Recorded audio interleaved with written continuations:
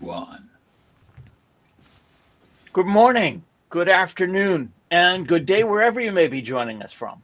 Welcome to another edition of the Digital Download, the longest running weekly business talk show on LinkedIn Live. Now globally syndicated on TuneIn Radio through IBGR, the world's #1 business talk, news, and strategy radio network. Today we're discussing the future of business. Hint, it's retention. We have a special guest, Alyssa Nolte, to help us with the discussion. CEO of TruVue and customer success visionary, Alyssa's journey from scaling startups to leading churn prediction analytics at TruVue provides her with a unique perspective on what it takes to retain clients effectively. But before we bring Alyssa on, let's go around the room and introduce everyone. And while we're doing that, why don't you in the audience reach out to a friend, ping them, and have them join us? We strive to make the digital download an interactive experience, so audience participation is highly encouraged. Right. With that, Adam, would you kick us off, please? Good afternoon, everybody. I'm Adam Gray. I'm co-founder of DLA Ignite, and I'm enjoying what possibly could be the last day of good weather in this country before winter properly lands. So both of them have hit? Yes, first and last day of good weather this year. It's absolutely beautiful out there. Excellent. Thank you and welcome. Bertrand. Good morning, good afternoon, everyone. My name is Bertrand Godillot. I am the founder of Odysseus & Co., a very proud DLA Ignite partner. We're creating conversations for customers. Excellent. Thank you very much and welcome. Tracy, good morning. Good morning, everybody. Calling in from 7 a.m. where I am. So it is morning and it's still dark outside. So I don't know what kind of day it's going to be yet. But it has been feeling rather fall over in Calgary. I'm Tracy Borison, founder of TLB Coaching, also a proud partner of DLA Ignite, where we're all about making marketing work for you based on what you wanted to do. And I'm super excited for the conversation today. Excellent. Thank you. And Tim. Welcome, everybody. My name's Tim Hughes. I'm the CEO and co-founder of DLA Ignite. We have a beautiful day, autumnal day here in London. I'm famous for writing the book, Social Selling Techniques to Influence Buyers and Changemakers. Excellent. Thank you very much. And myself, I am Rob Durant. I am the founder of Flywheel Results, a proud DLA Ignite partner, and I help startups scale. As I said, this week on the Digital Download, we'll speak with Alyssa Nolte.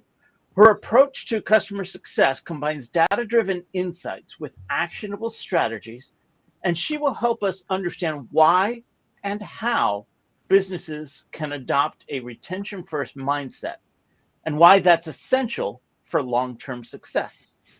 Let's bring her on.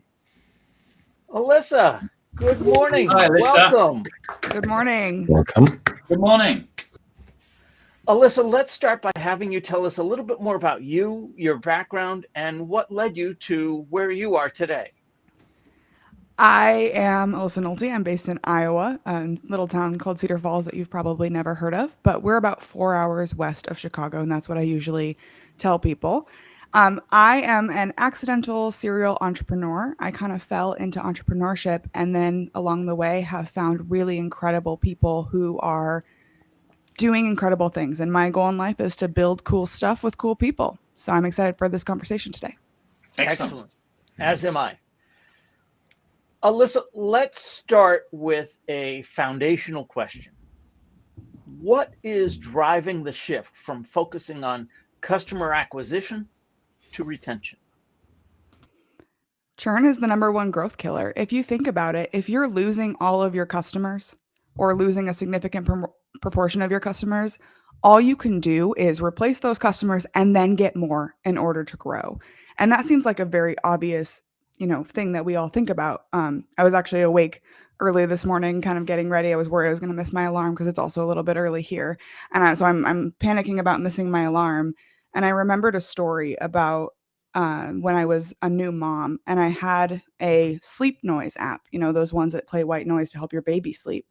And I'm sitting there thinking about it, and I remembered that after 2 hours, it makes a really loud alarm of like, hey, everybody, pay for this app. It's over now. And your free trial was over. And you can imagine as a new mom, like the rage that I felt when that woke up my baby. And I was thinking about that because my immediate next reaction was to uninstall the app and go pay for a $35 dedicated white noise machine. Not only did they lose my business, but I left a 1-star review. I told anyone who would listen that this app woke up my baby, and then I spent my money elsewhere.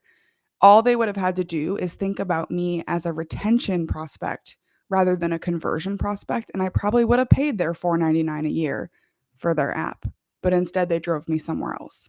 And so that mindset, as we are thinking about how we build relationships with customers, is less about transaction and more about value. And if you do that well with your customers and you retain them, acquiring them is going to be twice as easy too. So, how can organizations better understand and maybe even predict customer churn? I think it really comes down to understanding your ideal customer, who is buying from you and what problem are they trying to solve. One of the things that we started doing a couple of years ago was putting less focus on only the decision maker or the champion, the person who is actually writing your checks, and really looking at the value you're bringing to the organization as a whole and listening to the users or the people that are actually engaging and deriving value, because you might not even know who they are, but they're quietly influencing whether or not you're going to get that renewal. Your decision maker moves on, gets a new job, but the majority of those influencers are still there and still either loving your product and are going to demand that it stays, or hating your product or your service and quietly advocating that they move on and find a new opportunity when the contract ends. How do you connect with that group? It's a fine balance, right? Because nobody wants to take a survey. Nobody wants to get a million phone calls from your customer support team or from your service bot, right? So really taking the opportunity to ask the right time in the right way. So we've done all kinds of things. We've done traditional surveys like you've gotten from your give us a 5-star rating or tell us how we're doing kind of surveys, but also really thinking about point in time, really focused questions. One of the questions I like to ask people that really derives a lot of information: in 3 words, how would you describe your experience with us? Not very hard to do, right? But you get a lot of value from that. So I'd ask that question for one of my clients for Salesforce, and I might hear things like innovative, big, difficult, right? And those can tell me a lot of things about how people are experiencing their experience with Salesforce. What you said about your baby and the white noise app is really interesting because it shows a massive disconnect, doesn't it, between how the company were perceiving the interaction that you were having with their product and how you were perceiving that interaction. Yeah. And I think that one of the challenges that we often see in so many different interactions is that the seller or the company is incapable of truly ruthlessly putting themselves in the buyer's shoes. So what they believe is what they want to believe or what they choose to believe, or a very twisted view of reality. And this would be a prime example of that, wouldn't it? The very purpose of you downloading the app was undermined by what they considered to be quite a logical next step. Right. Give us the upgrade, right? We'll put this irritant in place and you'll pay to have the irritant removed. But in reality, they could have just offered additional value, or even just reached out to me in an altruistic saying, hey, you've been using this app for free for 30 days. It costs us money to produce this app. If you want to keep using it, pitch in and help out, right? There's ways to add value or build relationship that don't involve adding to the problem you're trying to solve in the first place. Mm. Yeah. What are the biggest challenges? Sorry. Go ahead. Please go ahead. Yeah, sorry. So, what are the biggest challenges that your customers are facing in retention? I think Adam really nailed it. It's ruthless empathy, truly understanding and sitting in the shoes of your customers and understanding what are you doing that brings value to the table. We sit in these echo chambers and we sit and say to ourselves, our customers, we see the value, right? So of course our customers are going to see the value. But if you don't have a good way of relentlessly understanding what they care about, what brings value to their lives, even if they like you as a person. If you're not bringing value to their everyday, then they're going to move on. At the end of the day, this is business. So I think it's really about relentlessly understanding your customers and finding ways to bring them into the conversation rather than just shouting into the void at them what value you bring to the table. I think this is super interesting because I'm thinking about how humans experience value and this concept. Well, I love the phrase ruthless empathy. I wrote it down. More people could probably do that.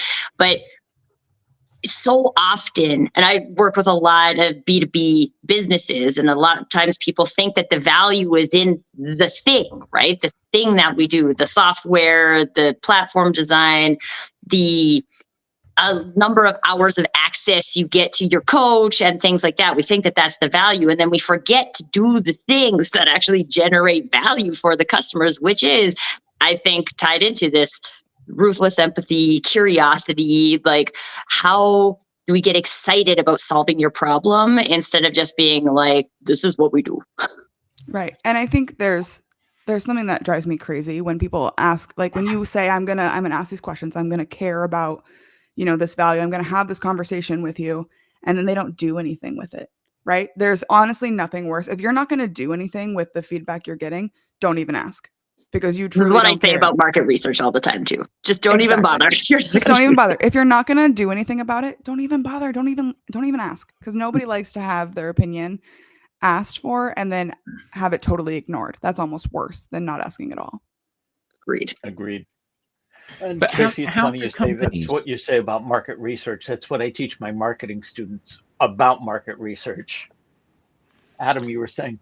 Yeah, I was going to say. So how do companies reposition this in their own psyche? Because we all have pressures in our operational position within an organization, whether that's selling or product development or customer retention or customer whatever. We've all got our issues, and actually this is more fundamental than your role within a company. This is about how the company interacts with the world and what it's trying to achieve, and we have always tried to do the right thing. We recognize that we are there to help people and to empower people and to educate people and to handhold them through the process of developing the skills that they need. But I can't help thinking that the overwhelming majority of companies see you, the prospect, as a number, not as an individual. You're one of however many numbers we're dealing with today. And to actually give you value, like you said about, I'm going to ask you for feedback and then I'm going to listen to your response and I'm going to do something with that. That's a massive, massive shift for most companies, isn't it? Where actually, I don't care about you, Alicia, because I've got Rob and Bertrand and Tim and Tracy as well. So you're just 20% of the customer base. And actually, this requires a huge amount of growing up and humanizing, doesn't it, within most organizations? There's literally no other way to say this other than absolutely yes, emphatically yes. It's a culture thing. It comes down to how do we view the people that we serve, not the numbers that we achieve. But so I have a theory from a marketing perspective anyway about culture, in that like your culture is your culture. And the only way to adjust it really is to bring in new people who bring a different vibe and energy and culture with them. There's been a lot, actually having a conversation earlier this week with a friend of mine about the concept of culture transformation. And I think an organization has its lived values, and then it has I mean, from a marketing perspective, you could write whatever you want on your website, but then the likelihood of attracting the wrong clients, the wrong employees is very high. And so the best thing people can do is be open and honest and transparent about their culture as part of this. And so are we talking about a possibility of an organization who absolutely doesn't care about people making a transformation in this arena? Or is it more about people who are noticing that and maybe it's new people to the organization who are noticing that we're not taking care of our customers, and now this group of people wants to take care of our customers, so we're going to do this? What are your thoughts on the actually shifting the culture, or is this serving specific cultures? I think that 10 years ago, you could get away with treating your customers like numbers, but the world is different. And I think the only answer is adapt or die, because we have so much ability to share our opinions. Think about the number of businesses that have been taken down by a single TikTok video of one person who had one bad experience, right? And it's unfortunate because it's going to be very hard. But I firmly believe that businesses that don't adapt to a retention mindset will not be the titans of industry that they are today. So adapt or die is kind of my response to that. I have a kind of contrarian question to ask and related to that. But before I ask that question, I want to bring on some comments from the audiences. First of all, Andrew Slesser checks in. Morning, Andrew. Hey, Andrew. Good morning. We have a comment from Robert Matson, also a longtime friend of the show. The retention advantage, cost effectiveness, agreed. Good to hear from you again, Robert. We have a comment from, and I apologize in advance, but I'm going to try. It's I care. I care. Hayden Duplessis. I care says, great topic. Retention is such a key factor in sustainable growth. Looking forward to hearing Alyssa's insights on how businesses can prioritize customer loyalty and long-term value. Excited for this discussion. Thanks, Couple of other comments. We have Matt Sims saying, way to go, Alyssa, making so Thanks, much Matt. sense. And Thanks, Matt. I'm going to get Talisha. it. I promise Just go you. with it, Rob. Talisha Joseph says, I love this. How we manage customer expectations, addressing and resolving conflicting ideas, identifying what advocacy sounds like for our company, and creating engaging environments are areas that can impact retention. Most definitely. And thank you all for the comments, and keep them coming. But I want to come back to what you said, Alyssa, that essentially it's about retention or dying. Is attention to acquisition or attention to retention just cyclical? Are we in an economy right now that requires it, but once things start getting good again, well, we can ignore it? I think that, like everything, if you think about that pendulum swinging, right? We are seeing a swing towards retention right now as the primary focus. But like all things, the best lies in the balance. And I think as we focus on the explosive growth that we've seen over the last several years, especially in tech companies, which is where most of my expertise lies. While they had explosive growth, they grew maybe too fast, maybe it was unsustainable.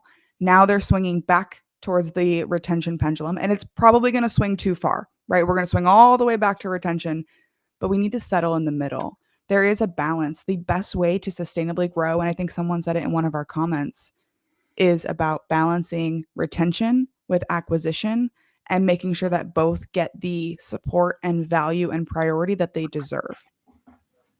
Alyssa, just for our understanding, of course, we talked about, adapt or die, I mean, kind of retain or die. But from your experience, how bad is the average? So if I'm average, how many customers am I losing? I'm going to use a really big number, and then I'll go back to easier to digest. In the US alone, businesses are losing more than $1 trillion in customer revenue that they don't have to. That is that is avoidable churn. And so if you think Wow. about that, if your business loses 10 to 15% of customers that you don't have to lose, right? It's not an acquisition. They didn't shut down. They didn't, stop using your product entirely. 10 to 15% of your customers are switching to someone else, and you don't have to lose them. And in the US, that accounts to trillions of dollars of lost revenue, a number we can't even fathom.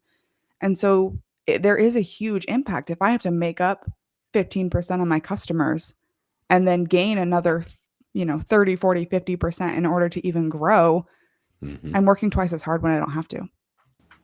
So what is the big mistake then that everybody's making? Because clearly this is not like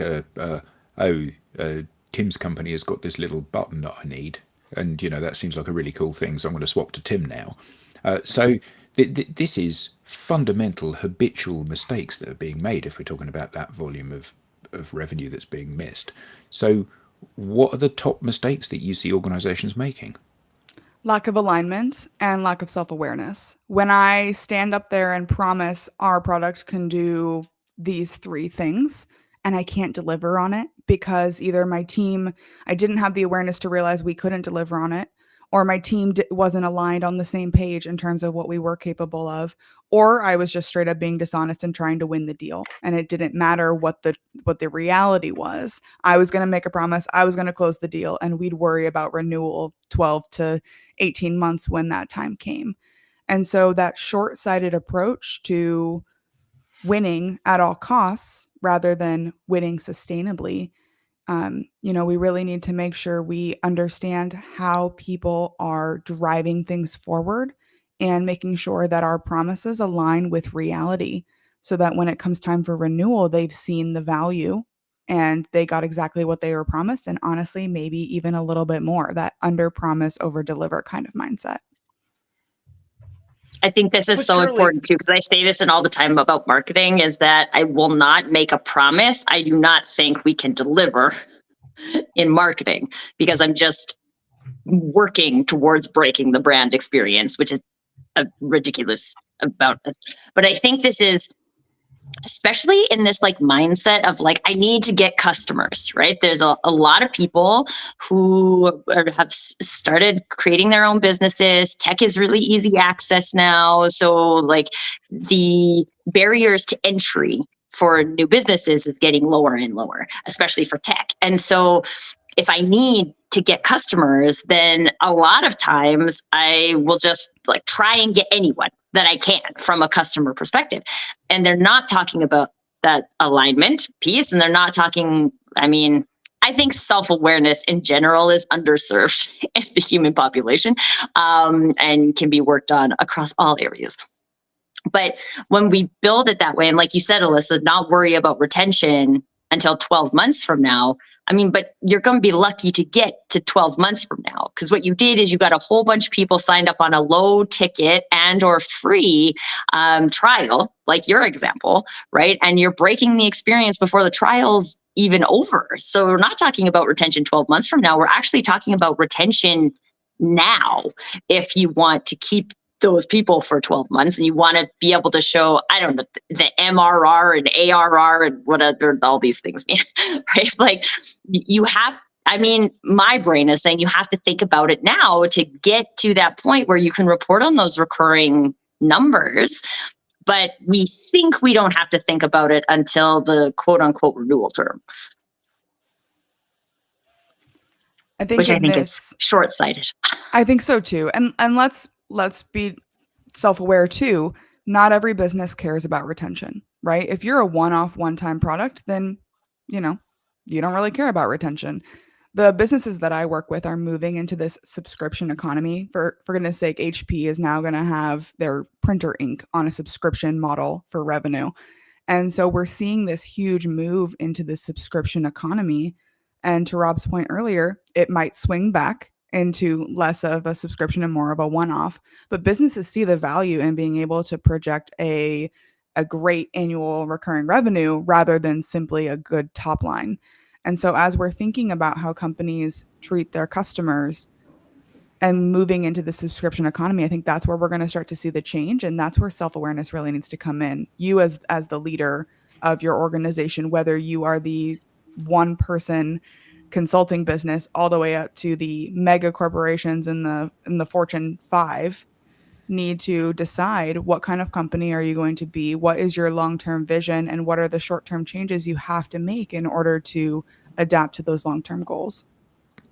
And so, Alyssa, I have a question about even if you have, like, I have a friend who runs a custom home design agency, right? Usually people only buy one custom home in their lifetime because it's custom to them. But I see value in maybe not retention in terms of like that subscription kind of model, but in these types of industries, your brand reputation is also very important. And I think a lot of the same things go into retention as go into brand reputation. So can you talk about, and maybe it is just alignment and the self-awareness, but what are some of the things that contribute in both of those categories so that even if you have one-off buyers, I mean, like, so for example, I had one kid. I bought diapers for one series of diapers. Right. But like I had the ones I like and I had the ones that I didn't like. And I still talk about the ones that I like, even though I don't use them anymore. So what is the value of creating those brand champions, even in the scenario where there are going to be one-off buyers?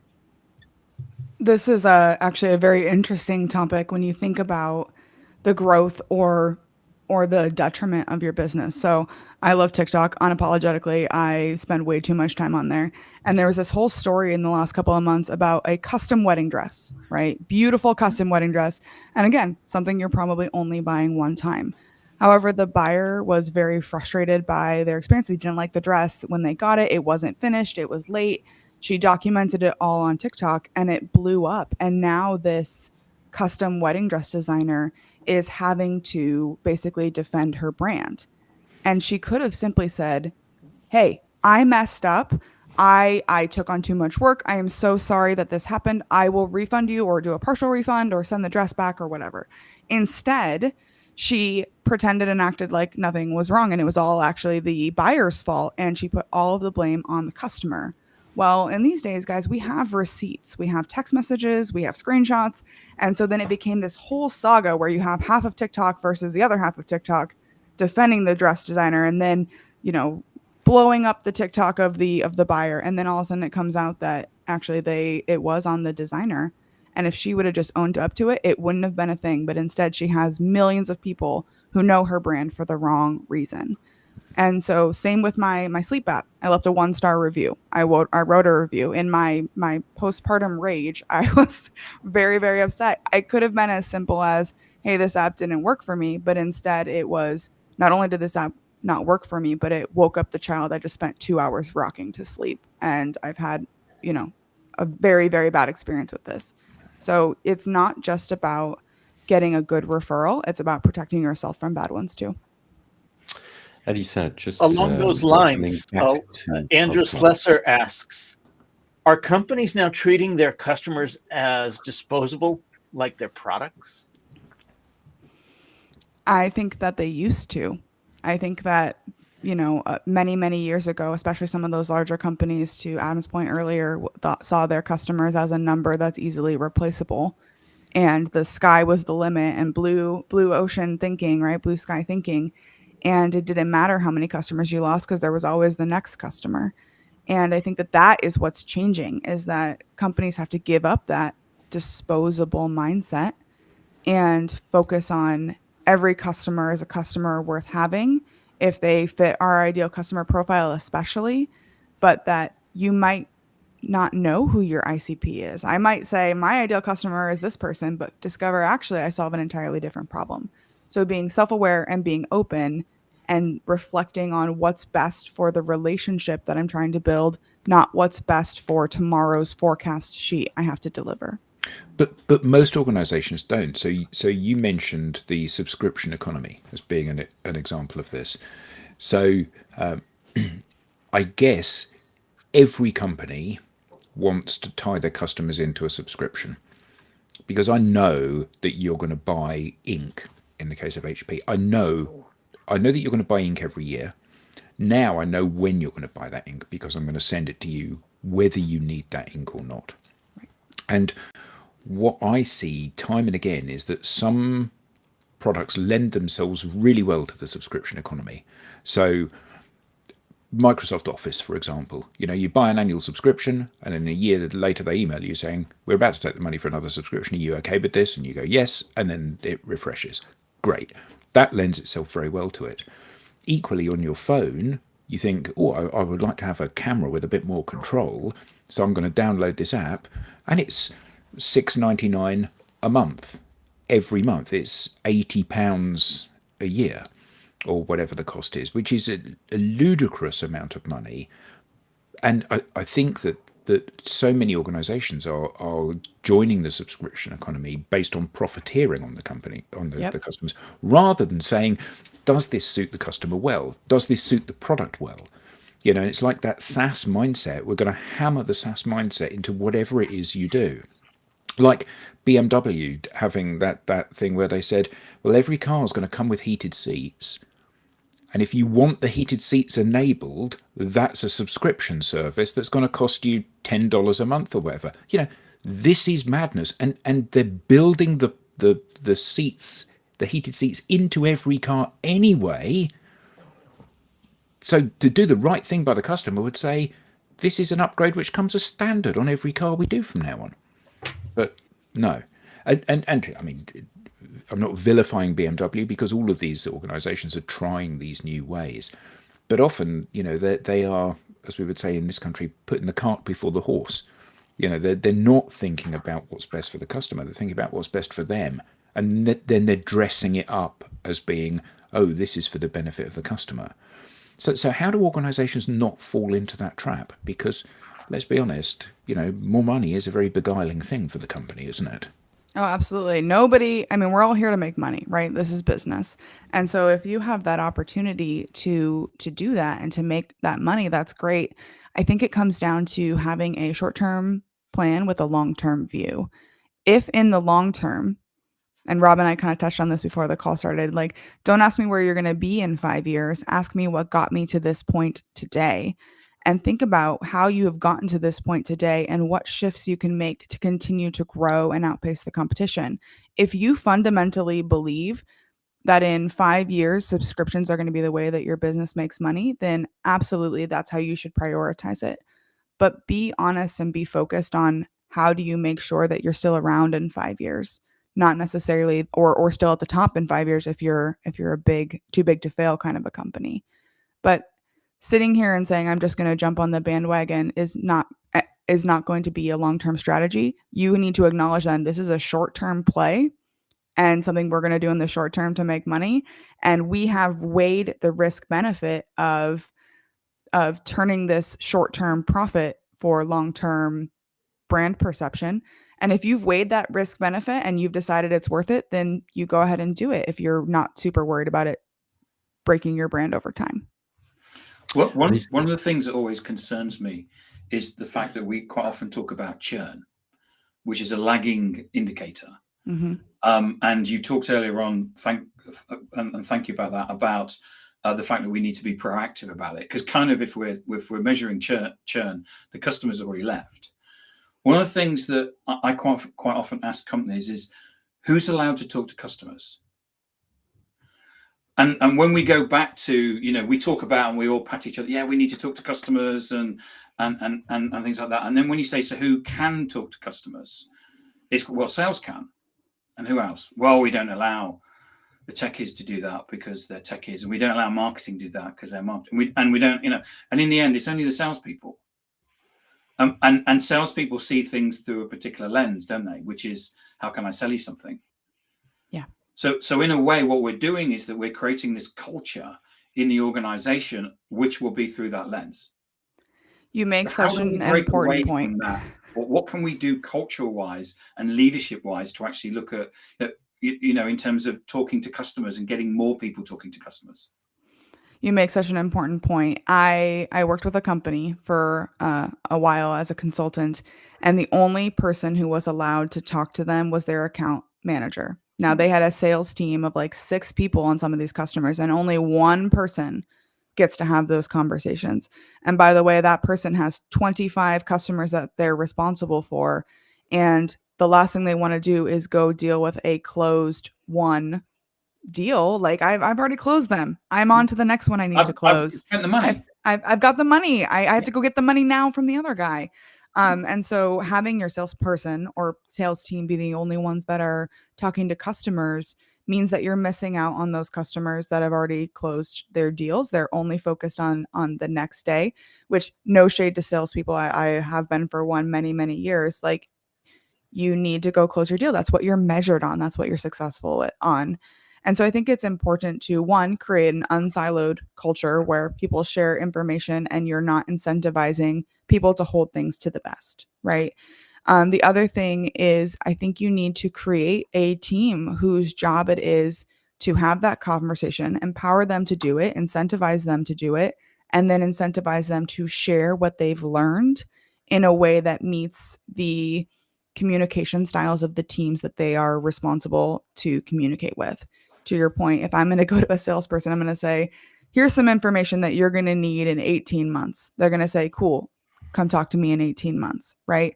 But put systems in place that allow salespeople to have the information at their fingertips when they need it in the way that they communicate and consume information. If you're going to deal with the product team, there's a very specific way that you're going to communicate feedback to the product team. Have systems and strategies in place for the people who you've tasked with hearing your customers to then take that information and communicate it in a way that the team that needs to act on it can consume it and will consume it. Because the conversations that you often have with customers are such that they will say things to you that you won't get, you will not get passed on to you. Salespeople won't pass certain things on to you because of the fact that they only think around, it's binary, right? And they're taught to only have money conversations, whereas there's certain things about the product that the person that the customers may be telling you that could have an impact to the whole strategy of the organization. You may be searching for the wrong part of the ICP. The classic example is Slack, which was set up as the Slack company was a company that was a gaming company, and which was a game that was going to be for good, and found out that nobody liked playing it because actually people only like games where they kill people. Yes. And what happened was that they built this tool internally where they communicated because it was a fully remote company. And in the end, what they did was that they sold the internal tool rather than the game. But it was only because of the feedback that they had from customers where people were saying, this is a really, really great tool, that they actually went ahead and did that. Absolutely. I think it's really, really important to create a system in place that reflects the expectations you've laid on the people. So if you paid your salespeople on the number of customer discovery and market research interviews they did, you better believe you'd be inundated with customer feedback and customer discovery. But that's not what you're incentivizing your salespeople to do. So if you're going to incentivize your salespeople to make sales, then that's what they're going to do. And so you need to create systems or put tools in place that will collect that information or organize that information or ask those questions without having your salespeople be involved in it, because you're not incentivizing them. You're not paying them to do that. You're paying them to close deals, and that's what they're doing, and that's what you want them to be doing. So don't ask them to do something for the good of the company if you don't have a plan to incentivize them to do so. So, Alyssa, we talked a lot about the processes and the roles that you could put in place to actually have a better interaction and better understanding of your customers. What role could technology like AI, if any, play in that retention process? There's a huge explosion in that right now, and that's I'm not going to go into an infomercial, but that's basically what we're working on over at TruVue, is how do we collect that information without bugging your salespeople or making it harder for them. So there's a huge opportunity, us and many other businesses who are out there trying to leverage tech to get that information. The thing that I fear is we're going to go too far, and it's going to be, robot to human experiences, and we're not going to actually get what we're looking for. So I think the companies that that those are available. That is possible, but it's really important to remember that business is human to human at the end of the day, even when you're interacting with an AI or interacting with a tool, and keeping that humanity as much as we can while automating the drudgery of the process. I think we're all sold on that here. Good. Alyssa, Tim had mentioned that churn is a lagging indicator. What are some of the things a business can do to identify possible churn? I'm in particular curious to hear any thoughts you might have regarding what a small business could do, someone that doesn't have technology enabled. Mm-hmm. Yeah, so there's a lot of different things that you can do. We do a lot of work for companies that are doing churn prediction surveys, essentially, or churn prediction research. So it's a process where we're collecting these signals that people put out. But if you're an app, you can do usage analytics, and you can see, are people logging in? Are they using my product in the way they intend? If you're a small business, one of the most powerful and terrifying things you can do if you're like a consulting business is ask the hard questions. Are you getting value from our interaction? Are we providing value? Are we helping you? And really understanding why did they engage you in the first place? What does success look like? And how will I know when I've helped them achieve it? And then constantly checking in order to ask those questions. If you're a small one person, it can be terrifying to ask your customer am I doing a good job? Are you happy? Or is there anything I can do differently? Kind of a question.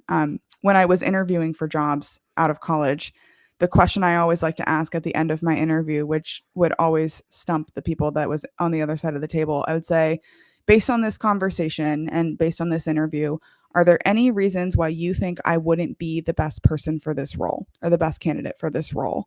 And they would look at me and you'd see a little bit of panic in their eyes of like, now I have to either say like, you're the best one, or I have to give you feedback right on the spot. And that would give me an opportunity to address that feedback, because I don't want to leave them with a question mark in their mind. So it was my way of putting a period on this interview and saying either I am the one and you're going to admit it to my face, or you're going to give me an opportunity to address your concerns right then and there. And there's going to be no ambiguity between us. And it always took them off guard, but it was a healthy conversation and it gave both of us the right expectations.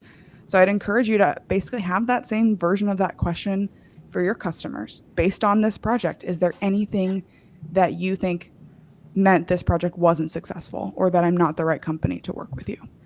If I was interviewing somebody and they were fresh out of college and they asked that question at the end of the interview, I'd give them a job on the spot for just having asked that question. I got a lot of offers from those kinds of jobs. I can imagine. Yeah. So what do you think about Net Promoter Score, NPS? I have mixed feelings. Just to explain to everybody, what happens is that you'll use a service, and then you'll get an email that says score us between 0 and 10. Mm-hmm. And then you score them between 0 and 10, and there probably will be some free-form text, and they ask for a comment. That's all you get. And a lot of companies, McKinsey supports it. It's a well-known.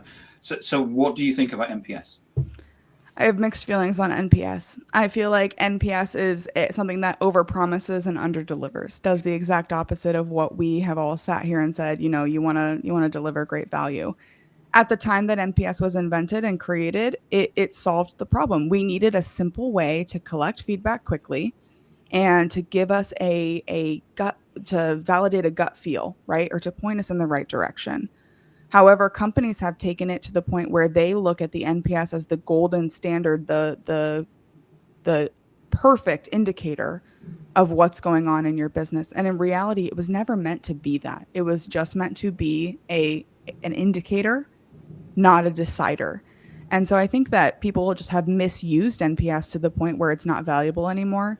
Because if you ask me how likely I am to recommend a software, I'm probably going to give you like a 7. And that puts me into the promoter category, I think, or close to it. If neutral. I give you an 8, I think I'm in neutral. If I give you an 8, I'm in a promoter, right? But I don't really care that much. What really matters is, have I referred your company? Have I talked about it positively? So we can try to sit here and say my likelihood is an 8, but let's talk about reality. Did I or did I not refer that company? And that's what really matters for companies, is that simple binary. Did you or did you not? Well, And and I just quickly want to comment on the NPS piece, because I think I trained in NPS. And one of the things that I think a lot of people don't understand is that it's a customer service methodology. So what I'm supposed to be using the score for is to understand what is your experience at these different parts of our process, so that I can do something about it. But what it has mostly become is a benchmark. Yes. So like, I have a net promoter score of 80, so good job, me. No, the point is to see like, who's a detractor, what's creating that, how can I address that with operational changes, and if I get promoters, how do I engage those promoters, how do I turn them on in the digital sense so that people can see that.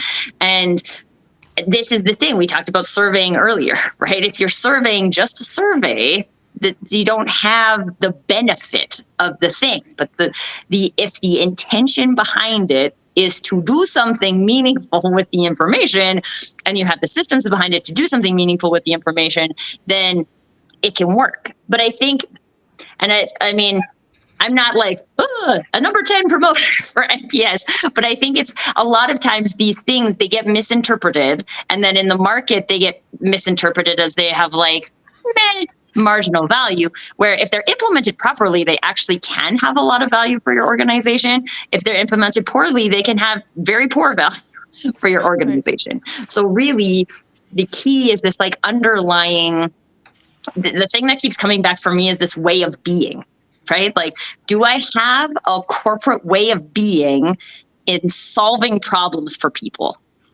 If we all show up here every day and we're solving our problem for people, how would we do that? What does it look like for the marketing team to solve this problem? What does it look like for the sales team to solve this problem? What does it look like for customer service? What does it look like for product design? What does it look like for delivery? And we're all in the same conversation about what it is we do here. We solve this problem.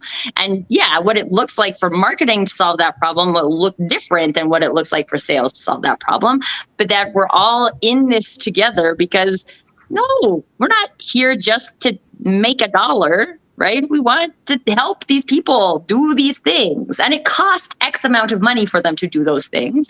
But this is what, I don't know. I just keep coming back to this like way of being. And if we can make these decisions based on what we're trying to accomplish, how we're trying to help our customer, then I think at the end of the day, we're not the tactics and the systems and things like, yes, we need them, but they will fall into place if we have that strong enough drive from a beingness perspective. But I think it all comes back again to that putting yourself in the customer's shoes. So, Alyssa, you said about, you give like a 7 or an 8, which kind of makes you just about a promoter, but have you actually told anybody? And no, I'm a 5 on pretty much everything out there. I'm neither a promoter nor a detractor, because frankly, I don't care. I've bought your product to do a job. It does the job. Okay, well, that's a 5. And the reason it's a 5 is that's why I bought the product. That's my expectation, is that it's going to deliver on this. If it was magical, then maybe I'd be more than a 5. And if it was less than magical, maybe I'll be less than a 5. But fundamentally, it's like when people say, oh, well, you explain to this person what it is that you do, and then they'll go and tell people. No, they won't. They're not going to sell your product, because they're too busy selling their own product to worry about selling your product. Yep. And I think that this idea about it, absolutely about this, is driving, using the Net Promoter Score, using the feedback to actually learn lessons. Back to your first point, Alyssa, which was there's no point in asking for feedback if you're not going to actually adopt that feedback and do something with it. And so often, oh yes, you gave us an 8, therefore you're one of our top promoters, but you've not told anybody about my product or service. So actually you're not a promoter, you're completely ambivalent. Yeah. And I think that so often this boils down to the fact that, I'm passionate about my injection molding machine because I've invented an injection molding machine and that's what I do. So clearly it's the most important thing in the world. But it's not to you because you're making rubber ducks. So the most important thing in the world to you is rubber ducks. So Adam, Robert Matson asks a question about your guitars. do you only ever score them 5 out of 10, or do you go? The ones that I keep, I score more than 5 out of 10. Yeah, but I think that's true for everybody, isn't it? There are products that do more than the product needs to do. So the iPhone, maybe if you're a fan of Apple, the iPhone or the iMac is a good example of that. You're buying it to do a purpose. It does more than what it's supposed to do because it's a thing of beauty and it just works and it's really easy. And the same is true if you smoke a Zippo cigarette lighter. It's simple, but it's the best way of lighting a cigarette. And, all of these different products that do more than it says they're going to do on the tin. And somebody in the comments said, under promise, over deliver. Absolutely. That's what it's about. I'm buying it to do this job. It does that job, but it does it better and with more elegance than I would have any reasonable expectation for it to do. Therefore, I am a fan of that product. And it can be something expensive or something cheap. It doesn't matter. I'm going to bring it back to... Oh, God. Sorry. No, sorry. Go ahead, Alyssa. I'm going to bring it back to two key ideas that I think keep coming up over and over again. Human beings do not fit on a number line. And if you leave the humanity out of your business, then you are going to struggle to really understand them and really understand where they're coming from and what they're looking for. So if you're just trying to package people into a single number, then you're never going to be able to understand them. Secondly, do something. Like that seems to be the theme that keeps coming up and up again. If you want to move forward, if you want to really understand your customers, you have to do something. And it's not enough to just say you're an 8, you're a 9, you're a 10, because those mean different things to different people. But are they doing something for you, renewing, promoting, whatever that may be? If you want the thing, you got to do the thing. That's what we say on the show. Along those lines of doing something, we've now determined that there's a potential for churn. What are some interventions? There are some incredible people out there who are much more expert than me on this. So I'm going to speak to basically what I've learned from other thought leaders over the years. My role has always been to point out the problems, and then other people get to do the hard work of retaining them. But as simple as reaching out to them and saying, what can we do to make this right? How many times have you had a bad experience with a company and they simply ask the question, what can we do to make this right? And then again, empower your people to actually do something about it if it's within the guidelines and the brand of your company. There was that story that went viral for several years ago about, I think it was Chewy was the brand, and someone's dog had passed away and they returned a box of toys outside of the return window.